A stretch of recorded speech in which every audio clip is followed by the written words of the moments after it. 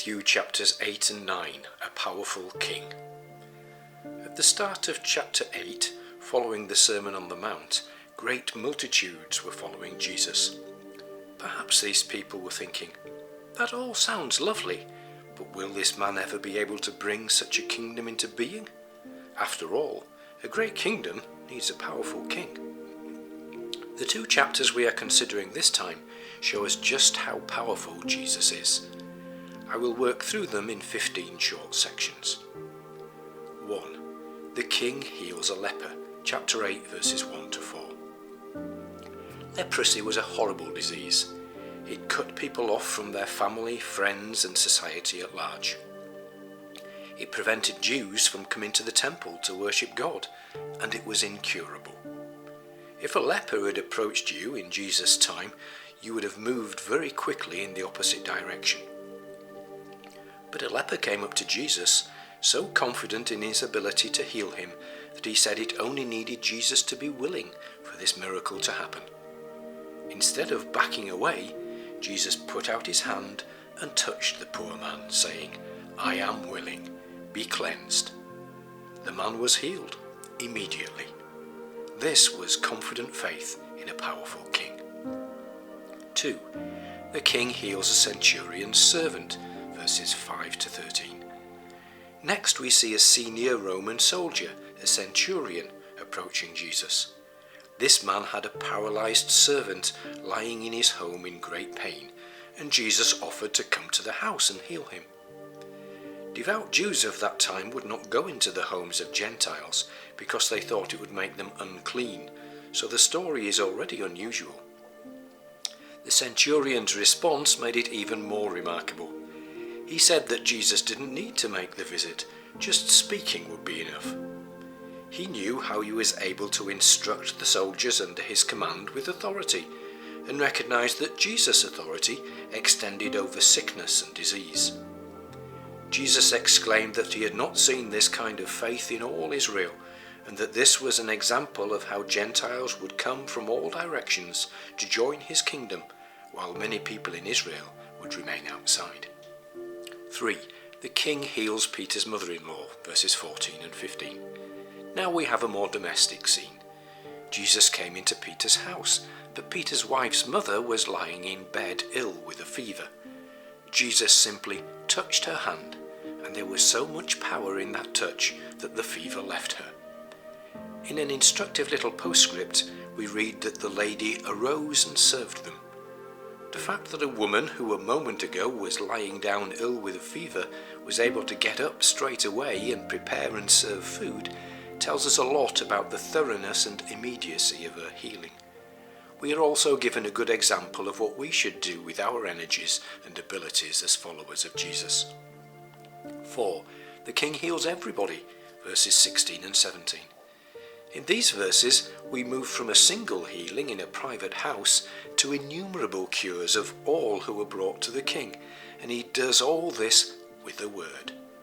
What an amazing evening that must have been when all the sick and demon-possessed people in the area were brought to Jesus, and no cases were found to be too difficult for him to heal.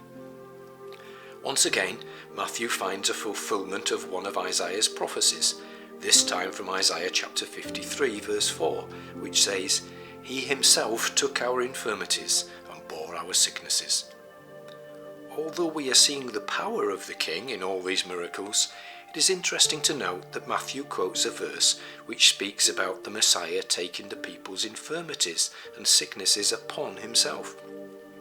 This reminds us that the authority of Jesus to undo the consequences of sin comes not exactly from his power, but from the results of his death and resurrection when he took those sins upon himself. 5. The king departs, verse 18. Just when you might have thought that Jesus was making exactly the kind of positive impact that would result in his kingdom being brought into immediate existence, and that all he needed to do was keep on impressing the people with his power, he promptly leaves for the other side of the Sea of Galilee. Jesus never courted fame or popularity, and his kingdom is not of the kind that needs public acclaim to bring it about. 6. To be a disciple of the king, verses 19 to 22. Next, 2 men came, wanting to enlist as disciples of the king. The first man promised to follow Jesus wherever he went. Jesus, being able to look into people's minds, saw that this man was envisioning following Jesus towards Jerusalem for him to be crowned as the King of Israel. Jesus' reply must have startled him. "Foxes have holes, and birds of the air have nests, but the Son of Man has nowhere to lay his head," Jesus stated. The second man wanted to follow Jesus after he had buried his father. In a time and place where burials happened just a few hours after a person's death, he meant that his father was an older man and he would start following Jesus after his parents' death. Jesus' reply indicated that commitment to him had to come before all other commitments, even family ones. 7. The king rules the waves, verses 23 to 27. One evening, Jesus was in a small boat on the Sea of Galilee, fast asleep after all his work. A great storm suddenly arose of such a magnitude that the boat was covered with the waves. Understandably, the disciples, though many of them were fishermen very familiar with these waters, were afraid.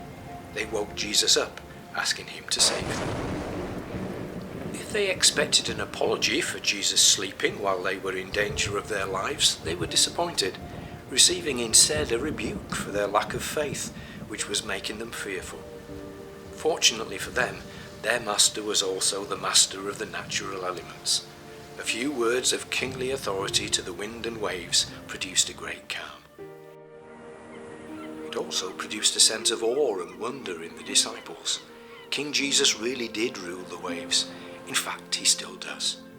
Is our faith in difficult circumstances any better than that of the 12 disciples? 8. The king heals 2 demon-possessed men, verses 28 to 34. Jesus met 2 demon-possessed men who lived among the tombs and were so fierce that people avoided the neighborhood to keep away from them. These men came out to meet Jesus, who did not flee like others would have done. The demons within the men recognized Jesus as the Son of God and pleaded that if they were to be cast out of the men, which they had no power to resist, they should be allowed to enter a nearby herd of pigs instead. Being permitted to do so, the whole herd suddenly ran down a steep bank into the sea and drowned. When the residents of the local area heard what had happened, they begged Jesus to leave. They had recognized the power of the king, but were moved to fear rather than worship. Perhaps they placed a higher value on the lost pigs than the 2 liberated men. 9. The king heals a paralyzed man and forgives sins. Chapter 9, verses 1 to 8. A group of men brought a paralyzed man to Jesus lying on his bed. Jesus responded to the faith of the men who had carried their friend, but rather than just touching the man or speaking words relating to healing, as he did on other occasions, Jesus deliberately said, "Your sins are forgiven you." The scribes thought to themselves, "This man blasphemes." Jesus, who heard thoughts as clearly as he heard words, answered their unspoken remarks. He pointed out that healing the effects of sin is the same as forgiving sins. But Jesus wanted the healed man to know that the Son of Man has power on earth to forgive sins. Son of Man is a title that Daniel used in the Old Testament to indicate the Messiah. It had less political implications than the word Messiah at that time, and was one of Jesus' favourite ways of referring to himself. Of course, it also emphasises his manhood, without denying his deity. This man had the same power on earth to forgive sins as God did in heaven, because he was God.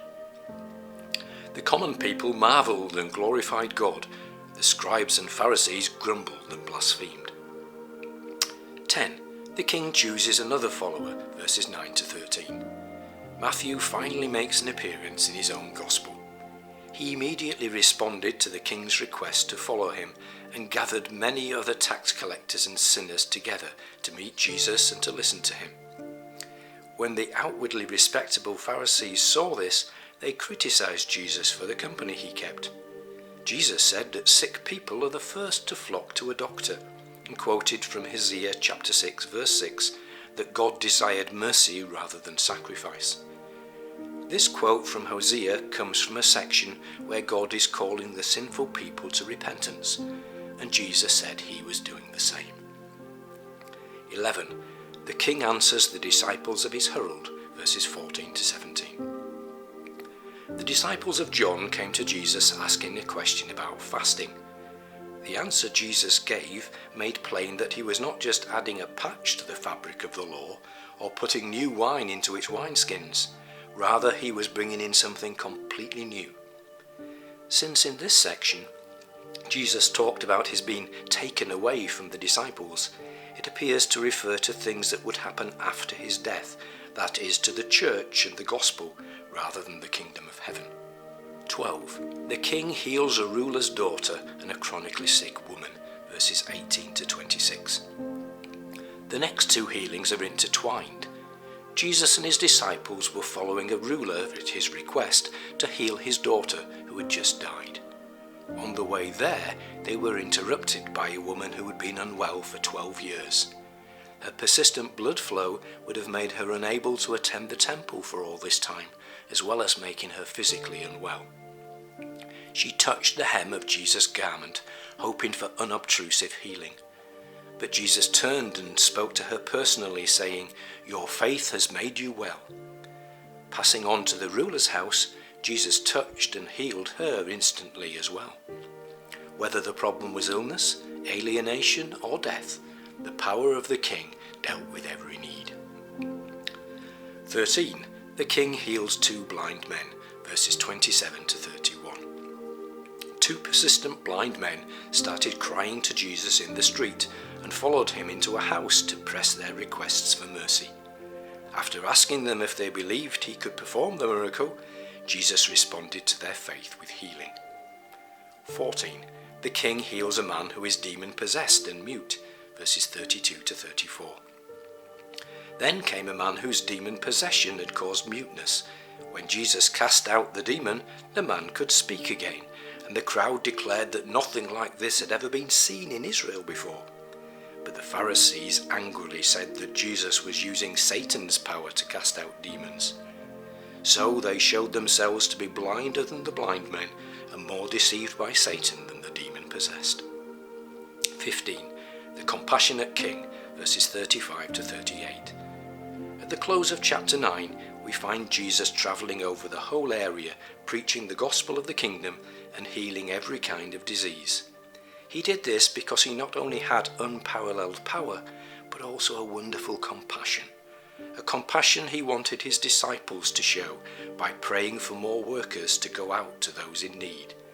We should show that compassion and echo that prayer today.